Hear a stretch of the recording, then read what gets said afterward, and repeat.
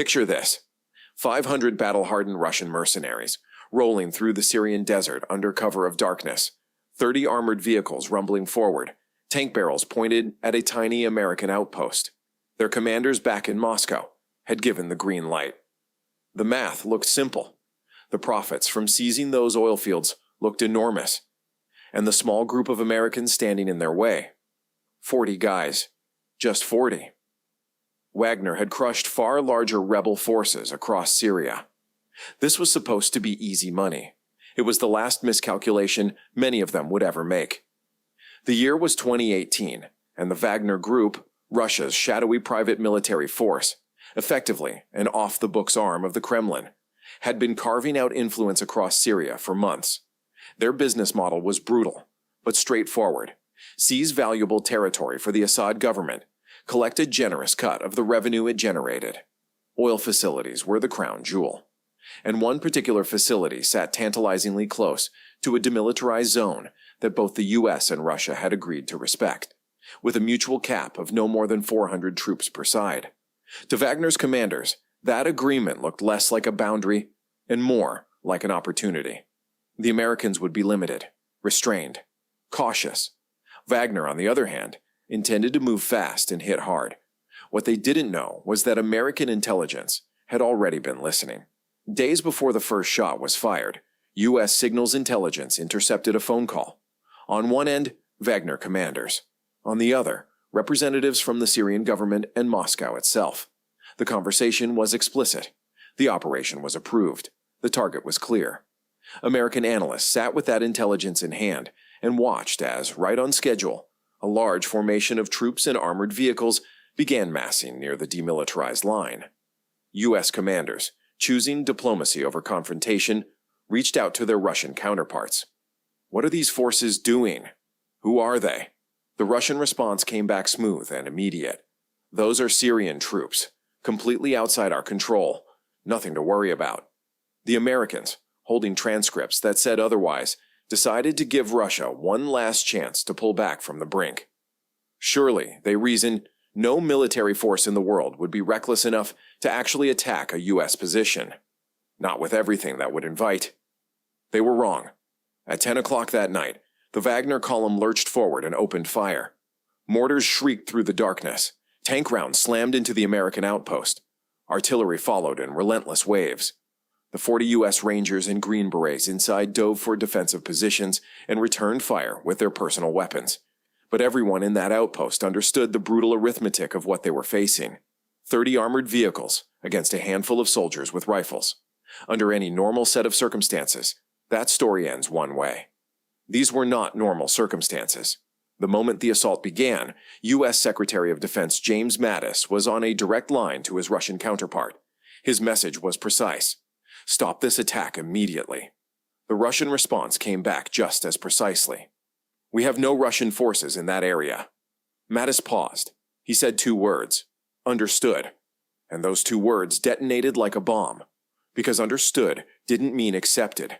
It meant the rules of engagement had just changed completely. An order went out across every U.S. asset in the region, and it was not complicated. Annihilate the attacking force by any means necessary. What happened next was not a battle. It was a masterclass in what the most powerful military on Earth looks like when it decides to stop holding back. F-22 Raptors, the most advanced air superiority fighters ever built, were airborne within minutes. Apache attack helicopters, each one a flying arsenal capable of destroying entire armored columns, spun up their rotors and surged toward the engagement zone. B-52 bombers, aircraft that have been erasing things from the surface of the Earth since the Cold War, were already en route. MQ-9 Reaper drones locked onto their targets with cold, mechanical patience. F-15E Strike Eagles joined the formation. And then the AC-130 gunships arrived, massive flying artillery platforms that can sustain a continuous torrent of fire onto a fixed position with almost incomprehensible precision. On the ground, every piece of Marine artillery within range pivoted and zeroed in on the Wagner column.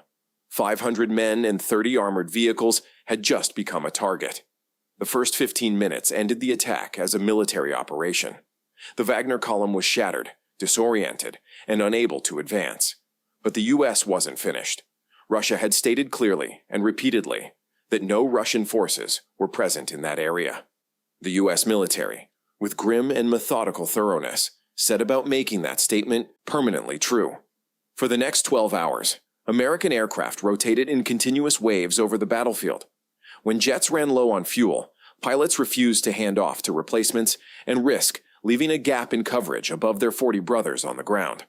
They flew back to base, refueled, rearmed, and immediately returned to the fight. The airspace above that patch of Syrian desert became a one-way door. By the time dawn broke, one survivor would later describe the scene as a whirlwind of explosions, metal, and chaos.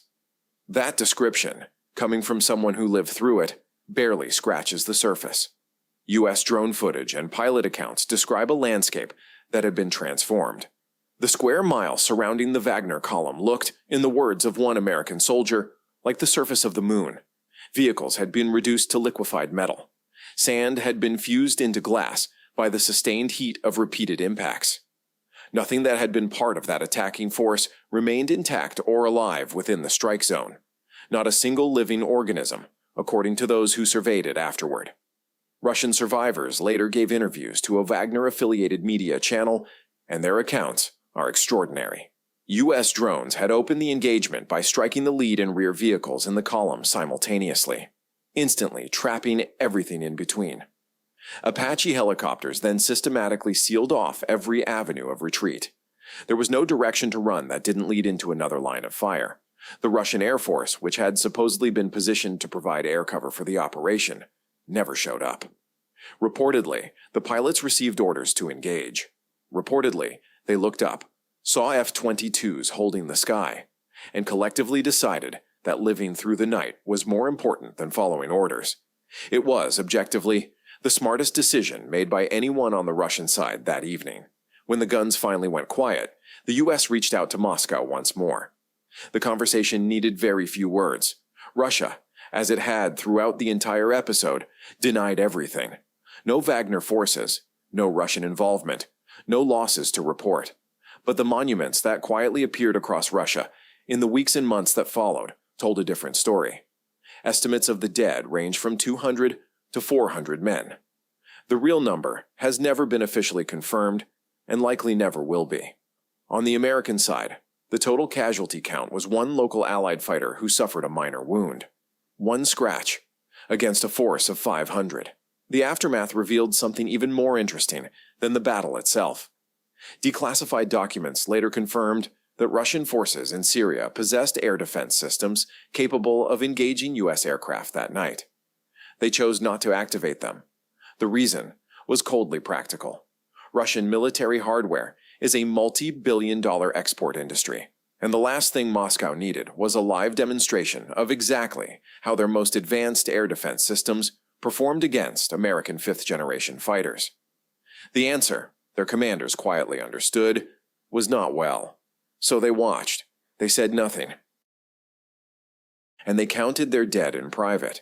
What happened in that stretch of Syrian desert in February 2018 was never formally acknowledged by either government as the full-scale engagement it actually was. It existed in a strange diplomatic gray zone, a battle that officially never happened between forces that officially were never there. But every military planner in the world, and certainly every surviving Wagner mercenary, understood precisely what it meant. The United States military, when its soldiers are threatened, does not negotiate its response. It does not match force with proportional force. It reaches for everything it has, brings it to bear with speed and precision that borders on overwhelming, and does not stop until the threat has been completely and permanently eliminated.